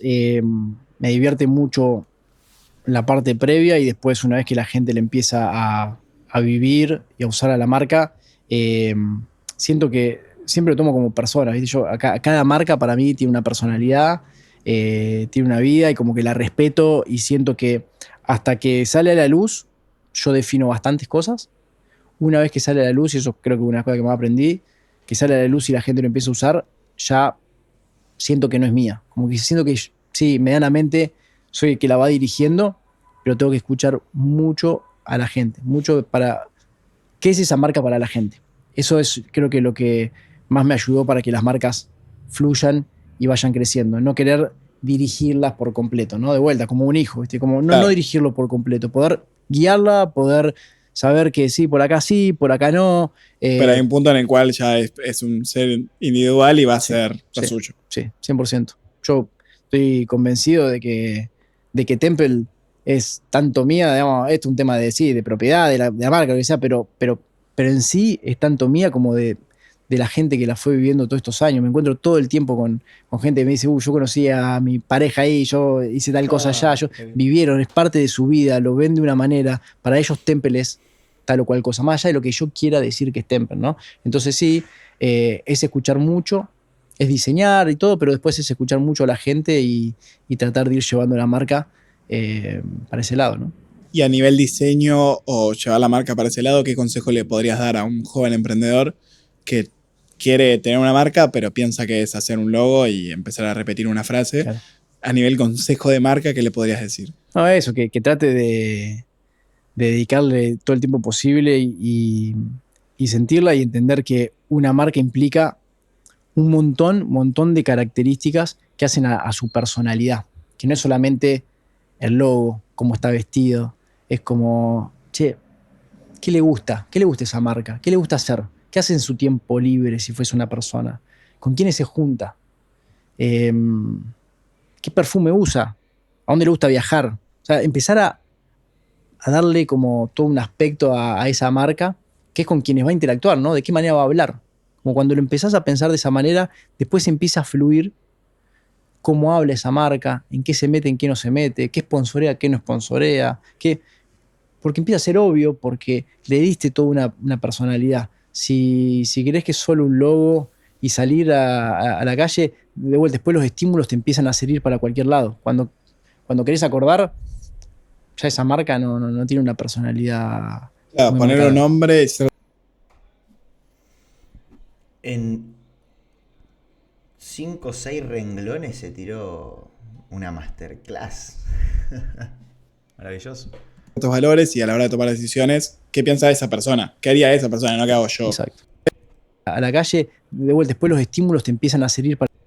Como cuando lo empezás a pensar de esa manera, después empieza a fluir cómo habla esa marca, en qué se mete, en qué no se mete, qué sponsorea, qué no sponsorea, porque empieza a ser obvio, porque le diste toda una personalidad. Si querés que es solo un logo y salir a la calle, de vuelta, después los estímulos te empiezan a servir para cualquier lado. Cuando querés acordar, ya esa marca no tiene una personalidad.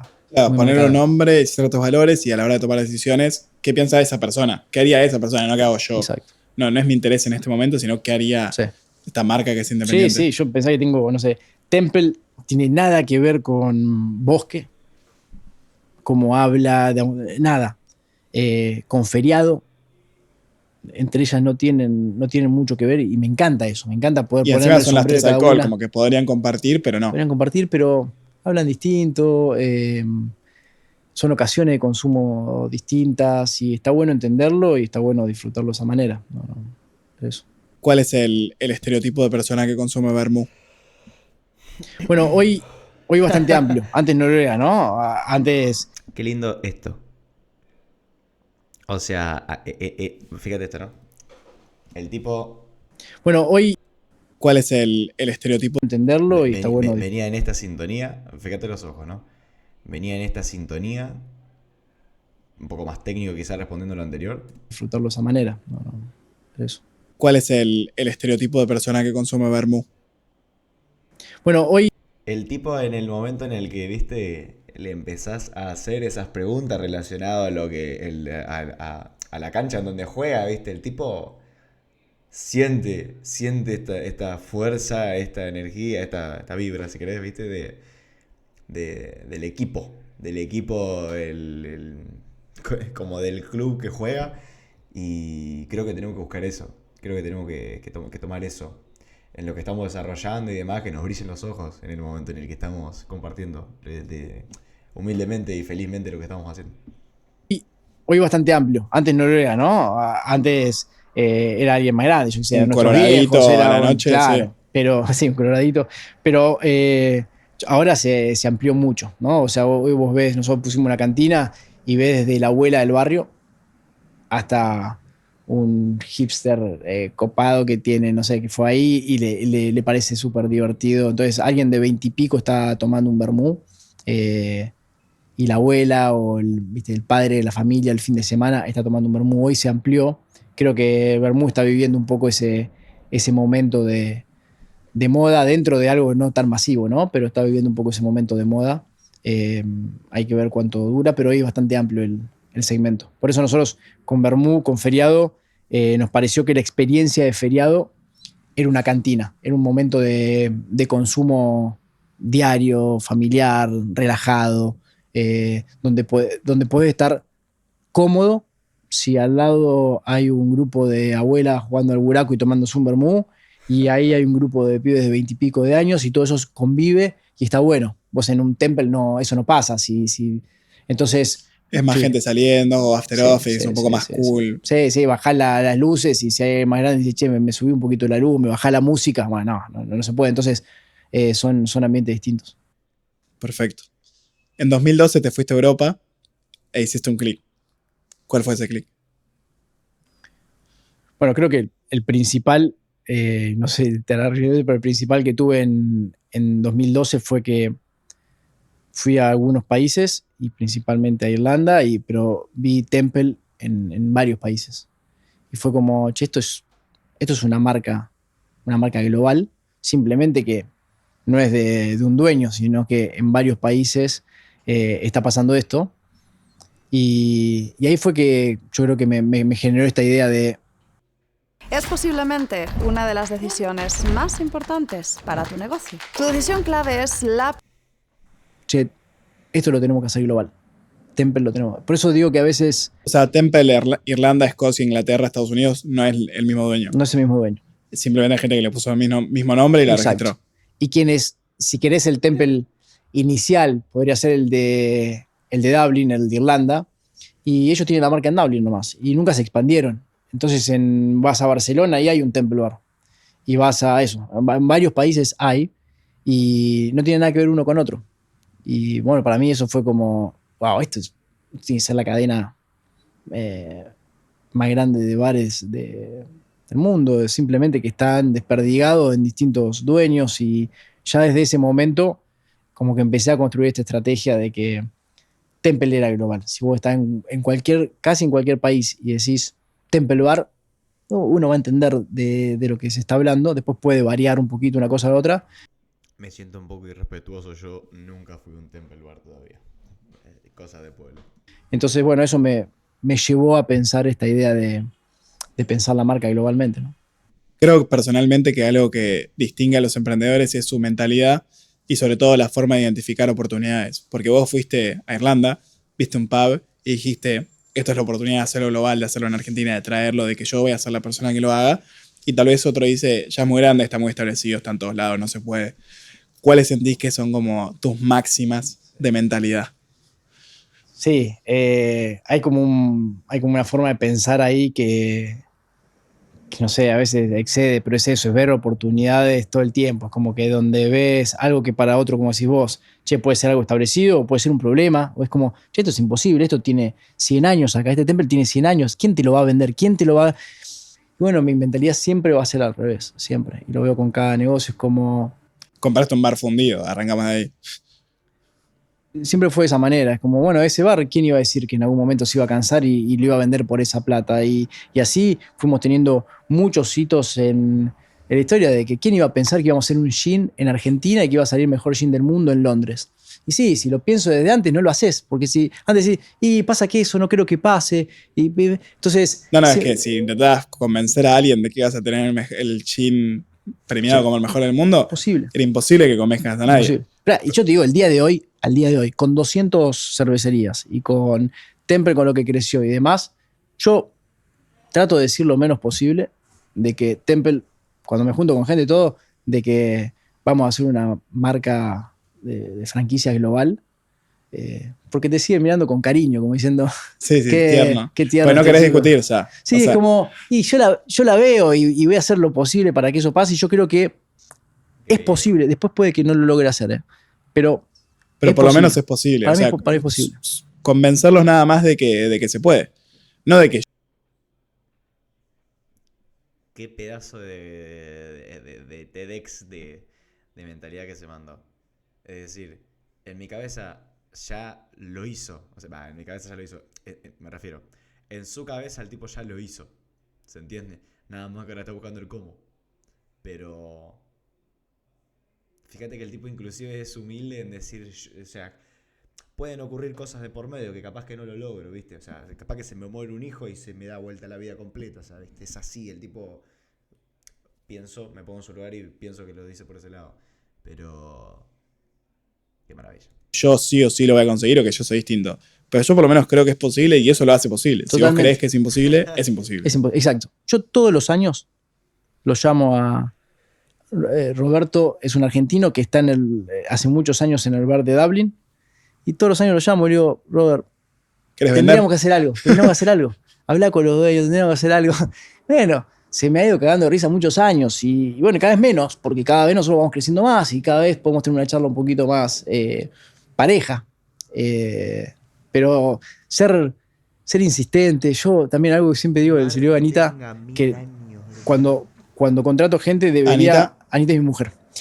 Cuando contrato gente debería... ¿Anita es la misma Anita que fue socia en los primeros bares? No. ¿Esa cómo se llama? Esa era Laura. Laura, perdón. Pero le digo, tendría que coachar al equipo cuando lo voy tomando con los nenes, ¿no? Vos agarrás un nene de 3 años y es imposible decirle que no a algo. Lo consigue porque quiero. Y casi siempre lo termina consiguiendo. Yo tengo bastante esa mentalidad. Es como, mira, me vas a decir que no toda la vez y no pierdo nada. La verdad que no pierdo nada. Y sigo.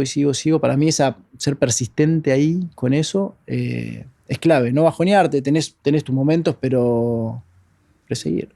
Sí, siempre. Es que tu realidad son tus acciones. O sea, lo que vos haces moldea tu realidad. Tus acciones se basan en las decisiones que había posibles. Tus decisiones se basan en las opciones que crees que había. O sea, decidiste en base a una opción. Y tus opciones son tus pensamientos. Entonces, si para vos es una opción, puede terminar siendo una decisión, que puede terminar siendo una acción, que puede terminar cambiando tu vida. Está buenísimo. Entonces, cómo pensás es literalmente la manera con la que ves la realidad. Está buenísimo. Y si vos crees que es imposible, es imposible. Está buenísimo. Y creo que eso, y creo que mis socios te lo dirían, desde ese momento en 2012, cuando lo tengo escrito, le dije, che, yo creo que podemos hacer esto. Al principio mis socios se me cagaron de risa. Y hasta hace no mucho tiempo era como, pero sí es creerlo y después es ver cómo transmitirlo para que eso, tus socios, tu equipo, la gente lo vaya creyendo también. Como, che, sumate, podemos hacerlo. Si no soy yo solo el que lo está pensando, si somos nosotros 2 y después somos 10 y, che, lo vamos, pasa, termina pasando. 100%. Bueno, yo creo que vas a tener una marca global y confío en eso. Y creo que si algún día terminás haciendo una fiesta electrónica en ese pub en Irlanda, es porque cuando le contaste la idea al dueño, te vio algo en los ojos que dijo, si alguien puede, es él. Y eso se transmite solo con pasión y convicción. Y el hecho de que creas que es posible es el único motivo por el cual va a ser posible. Buenísimo. Así que muchas gracias por tu tiempo, Facu. Muchísimas gracias, Gonzalo. Gracias. Si estás comprando y vendiendo criptomonedas constantemente, ya te adelanto que... Bueno, la verdad que estuvo maravilloso. Bueno, en este momento me está viendo una persona, así que justamente, querida, lamentablemente, bueno, estamos por cortar, pero bueno, te animo a que te sumes para la próxima. Me voy a ir con el full cam, nada, la verdad que estuvo muy bueno, me gustó mucho, me encantó conocer a este muchacho, me gustó mucho analizar a Facundo, el fundador del grupo Temple. La verdad que estuvo muy lindo ver, escuchar. Voy a subir un poco esto como para que se termine de ver, de escuchar un poco más. Ahí hablando más o menos se escucha más bajito. Ahora. Bueno, voy a hablar más o menos ahí. Tengo que más o menos ajustar el micrófono para que se escuche mejor. Voy a dar el cierre con esto. Me resulta apasionante, me encanta no solo escucharlo, sino evidentemente tomar cada una de estas cosas que estos grandes, estos locos de la guerra, pero que hicieron cosas maravillosas, como este muchacho que fundó desde un barcito, que encima era un bar quebrado, a una de las mayores cadenas de cervecería, y el tipo es argentino. Entonces, me apasiona ver a esa gente como para decir, che, bueno, con esto que vos fíjate, cuando te pones a analizar esas historias de vida, empezás a decir, che, ¿de qué me quejo? O sea, este arrancó con lo mismo o menos que yo, y fíjate todo lo que construyó. Entonces, ¿qué excusas nos podemos poner? Ninguna.